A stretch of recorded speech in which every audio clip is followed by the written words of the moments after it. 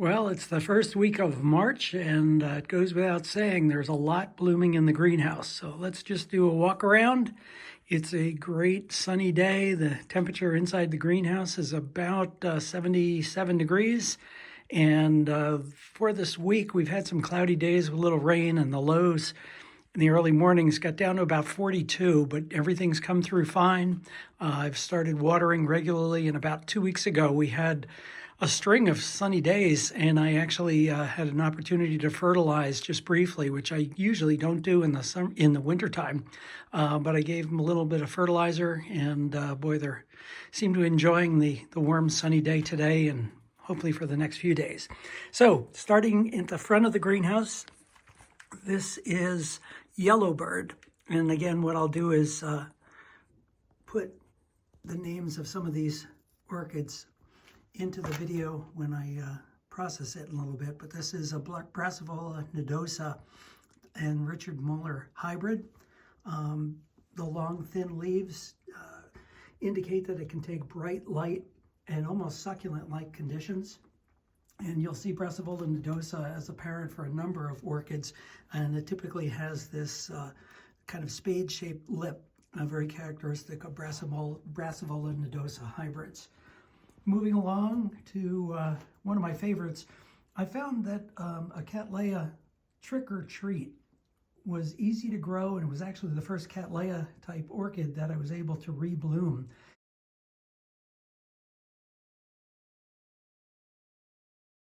So I've collected a number of hybrids with Trick or Treat as one of the parents. And this is Sunset Valley Orchids 7056. And the way Sunset Valley Orchids identifies all of their crosses, they assign them SVO numbers.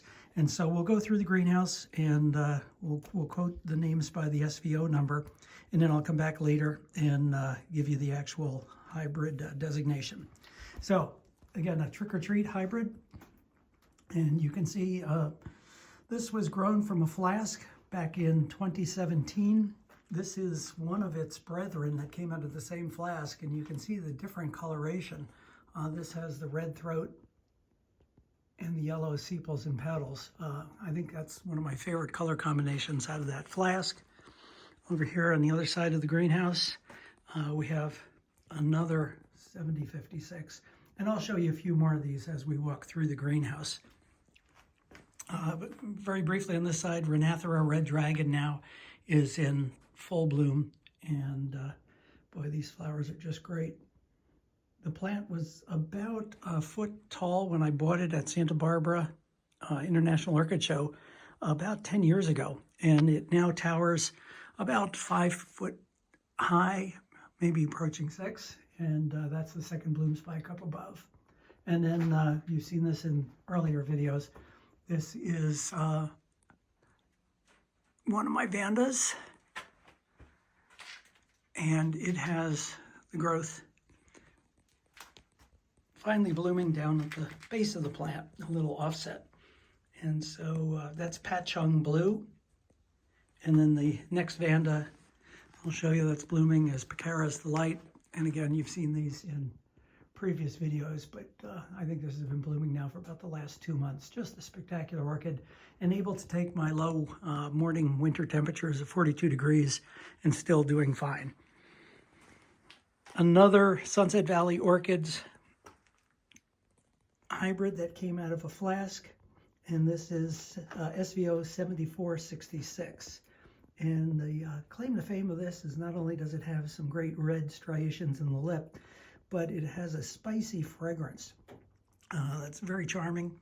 These plants, again, are about 8 years out of flask, and I will show you what the flasks look like when I transplanted them into basically Starbucks Frappuccino cups with a clear domed lid. Kept them in sphagnum moss for about 2 years, and then potted them up individually in mostly net pots with sphagnum moss and some with fine bark. And they've all done exceedingly well. Intergeneric hybrid, which is a Oncidium odontoglossum cross. And I don't have a variety name on this, but pretty attractive and usually blooms around the holidays or early January, February, and this is continuing to bloom now into March. You've seen Rhynchostylus gigantea. I had this in the back of the greenhouse for 6 years and it did not bloom, and moved it to a brighter location here in the front. And general rule of thumb, if you have an orchid that's growing fairly well but doesn't bloom, you want to move it to an area that has a little more sunshine, a little brighter conditions. And as a result, I was rewarded with 2 bloom spikes this year from this Rhynchostylus. So really love the color. The intensity of the purple is pretty nice. And then in the previous video, I mentioned that my laelia anceps had pretty much finished blooming. Well, there's a laelia anceps hybrid. And this comes from Santa Barbara Orchid Estate a number of years ago. And this is Santa Barbara Sunset Showtime. And one of my favorites with the peachy color. The only, I guess, criticism I might have is some of the bloom spikes get up there about 3 feet tall, and they're a little hard to properly display. You can see this one towers above the rest of the plant. A hybrid that actually involves laelia anceps that has a much shorter bloom spike, and I find this color combination to be really terrific. This came from Joe Ambritz of Ambritz Kingdom of Plants.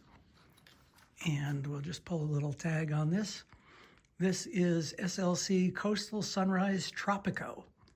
And I just like the color combination. Now that the sun's coming out, you can see the colors in all their glory. And really very attractive plant and easy to grow. Temperature tolerant because of the laelia anceps in the background. A few more of the SVO 7056. This again, came out of the same flask, and this is towering 2.5, almost 3 foot tall with 3 bloom spikes. And right next to it is a much redder version, and this is probably half the size. So again, when you grow plants out of flask, you get a number of seedlings that share a common parentage, but the reshuffling of the genes can result in different color combinations and different size plants. Something I find particularly interesting when you grow out of flask. I'll just show you one more, and this is SVO 6231. And I have a number of these growing around the greenhouse. We'll see a few more down in the back of the greenhouse. This is a species laelia, and it is Laelia lucasiana. And again, the color combination here of the yellow throat and the lavender sepals and petals is just a combination I really like. And moving on to Cattleya Stonehouse. This is a very temperature tolerant Cattleya. If there's any of you that want to grow Cattleyas in cool winter conditions, boy, this is the Cattleya to consider. It's a progeny from 3 different Cattleya species, very fragrant, takes low temperatures in the mornings and evenings in the winter, and also does very well with my warm summer conditions that can easily get into the 90s, and on a few days, even with misting, I'll get into the low hundreds. But this has, I think I counted 5 or 6 bloom spikes. Each one has 2 to 3 flowers. And I have 2 plants of this. Interesting enough, the one in the brighter location, they're all sheaths, but no flower spikes emerging yet. So this one is blooming much before my other stonehouse. And I'm not exactly sure why. There is one I want to show you. Everyone talks about a black orchid. This is fairly famous Monaria Millennium Magic Witchcraft. And it took me several years to get this to bloom. But you can see the intensity of the dark color. It's kind of hard to even see detail. It's so black. And this goes completely dormant in the wintertime, loses all of its leaves, and then it sends up flower spikes. So it's in the Cattleya family of orchids. There are a number of dark orchids that Sunset Valley Orchids has developed, the Fred Clarkia genus. And this is not one of Fred Clark's developments, but he does have a number of very, very dark orchids in this general category. And let's see what we can look at here. This orchid is perpetually in bloom for me. It's a cattleya and I believe laelia hybrid, spreckles. And the flowers emerge brick red. And believe it or not, this is the same orchid. And after about 3 or 4 days, they turn yellow. And so it's kind of an interesting orchid. But as I said, continuously in bloom. And moving right along, this guy just popped open very recently. And it is a Wilsonaria Space Mine Red Rendezvous. And this was purchased as a plug from a Hawaiian grower by our Orchid Society. And I just think it's a very attractive flower. First bloom, so this will get larger and larger with multiple bloom spikes every year. Likes to dry out completely between waterings, so it's in hydroton clay pellets in a net basket, and that allows it to dry out very quickly. Another Sunset Valley Orchids, this is SVO 7093, and again I have several of these. A little past its prime, but again gives you an idea of the color combination that Fred Clark is working on at Sunset Valley Orchids. Just a really attractive color combination. And passing the tolumias, these are the little twig orchids that are mounted on little pieces of oak branch. And this is tolumia, let's check the tag. This one is Genting Orange. And so Genting Orange will stay in bloom about 4 or 5 weeks, and it has multiple flower spikes, and so we'll get continuous flowers for probably 2 to 3 months this summer. Another that's just coming into bloom with a much smaller bloom spike, and this is Tolumia Pretty in Pink. And there are a number of other Tolumias that are now sending up flower spikes, and you can see one developing here. So I'll have Tolumia blooms throughout the summer in this area. This is one of the dendrobiums that required a dry winter rest. This is Dendrobium fimbriatum. And I've started watering it back around Valentine's Day. So it's been watered about 4 weeks now. And I'll go ahead and splice in a photo of what these flowers will look like. But this is getting ready to pop into bloom probably here in the next 1 to 2 weeks, particularly if the temperatures stay warm. A Dendrobium kingianum hiding in the back.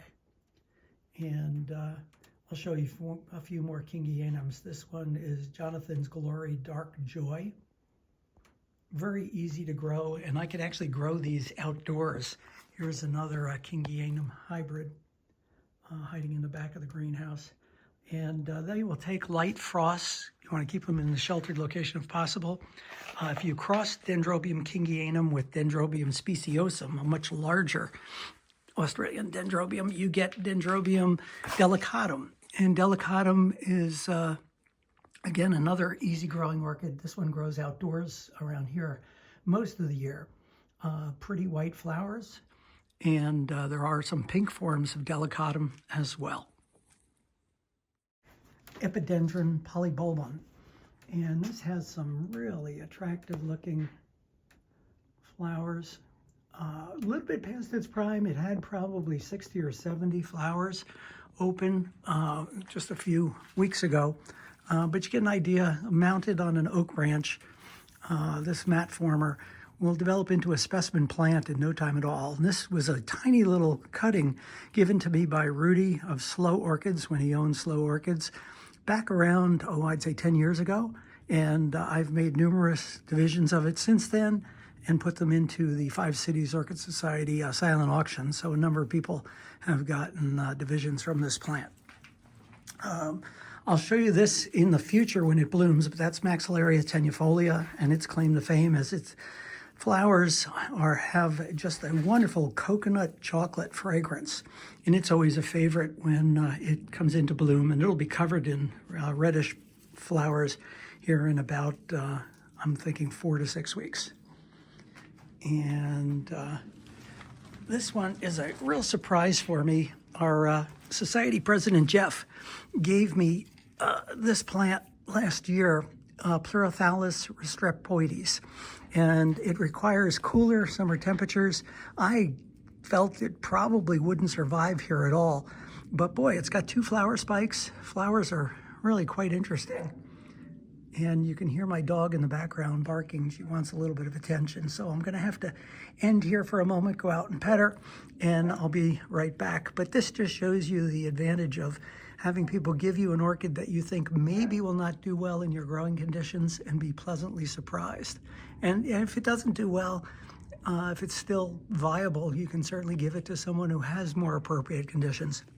But very worthwhile to give a try on some of these orchids that you think maybe are marginal for your growing locations. Okay, be back in just a minute.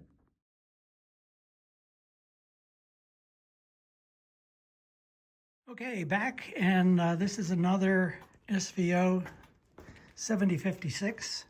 A little different color form, a little more orange. But again, it came out of the same flask that those bright red ones and the multicolored ones came from.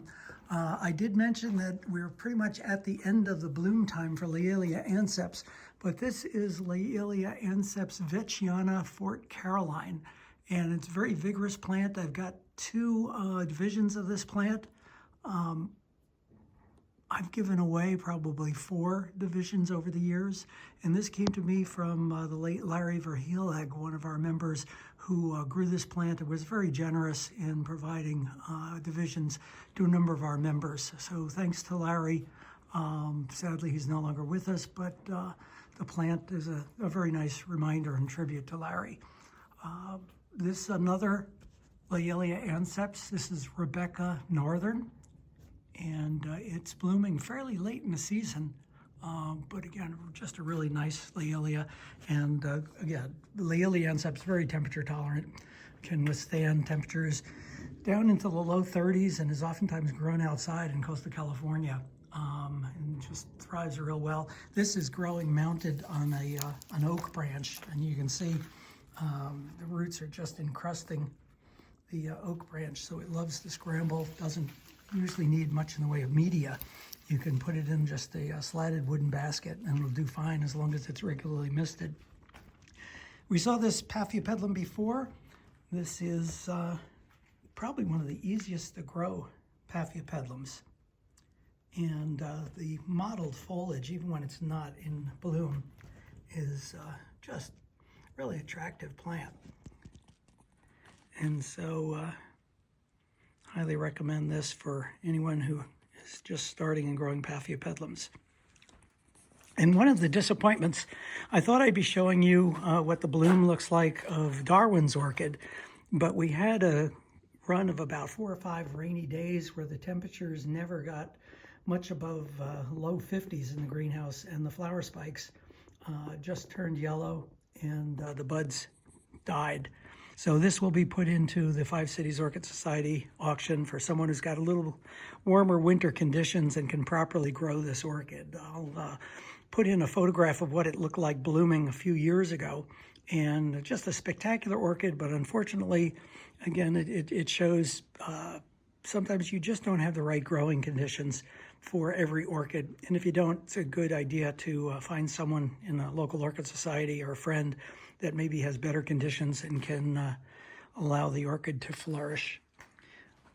Another Dendrobium kingianum right behind me, and this one was given to me by another member of 5 Cities Orchid Society, Chris, and when he won an award for this a few years ago, he was very smart in naming it after his wife, Betsy. So this is Dendrobium kingianum variety Betsy.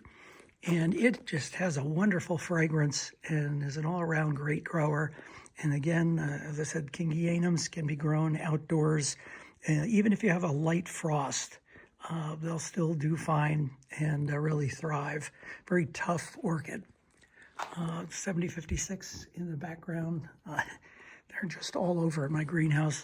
We saw the Miltonia before. This is now probably been in constant bloom for 6 months. And growing again in a slatted wooden basket, and continues to send up more bloom spikes. This one has just opened up, so I've got probably another at least month of blooms on this plant, and who knows, it may be sending up more spikes in the future.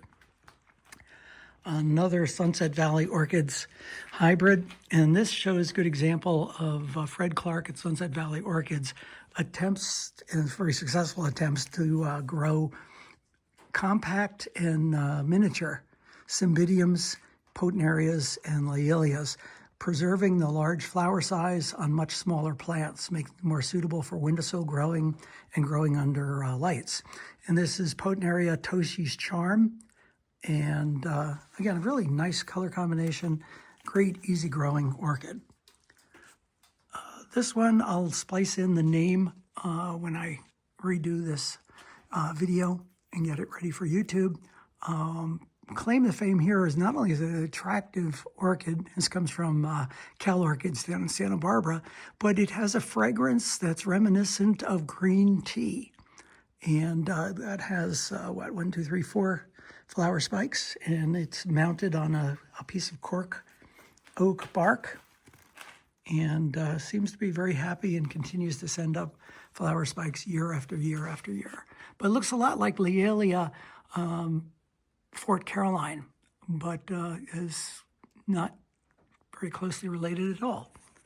I'm just going to turn around, and again, this is SVO 6231, but I want to show you right next to it is a large flowered cattleya. This is a Kamihana hybrid, and I'll give you the exact name of it when I do the titles. But nicely fragrant and a pretty dramatic flower, and as you can see, a fairly large flower. And another Laelia anceps hybrid, and this one has a quite unusual name. You will find it available on websites. I just did a quick check, and this is Sin Bun Lady YT.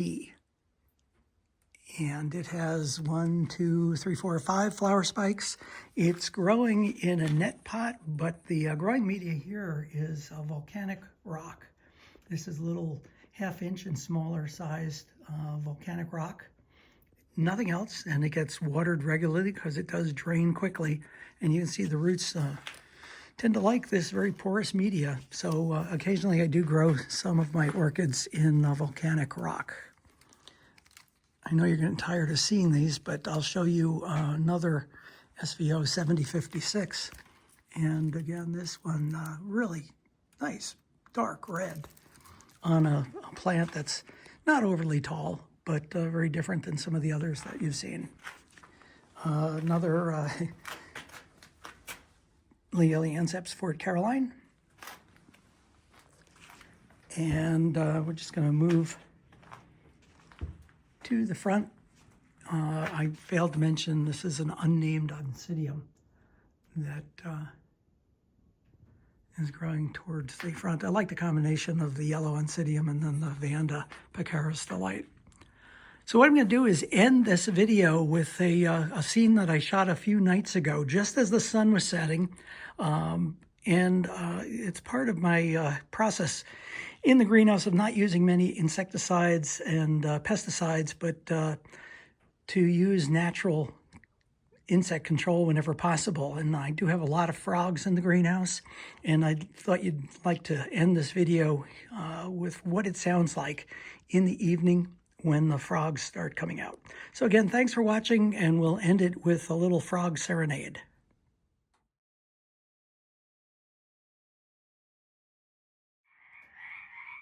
I thought you'd like to hear what the greenhouse sounds like just as the sun is setting with the frogs in the greenhouse. So here goes.